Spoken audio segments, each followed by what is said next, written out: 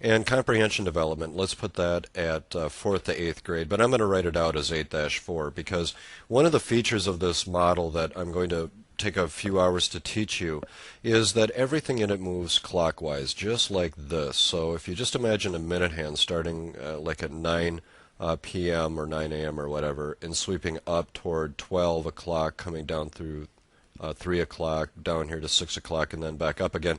That's really the best way for you to view and use this model, because ultimately what we're trying to establish is how do we get a child to have evaluative comprehension by 8th grade. And there is a definite view of how that occurs, and there are activities that are associated with it, and it is the model that you and I are going to be working with.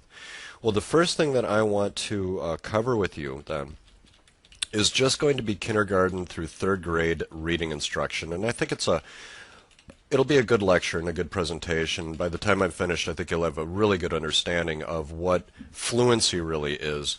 And what I'd like you to do is just note at the top that the top of this model is kindergarten through 3rd grade. And we call this the learning to read process. I'm going to abbreviate, but you might want to actually take the time to write it out. But this is called the learning to read process.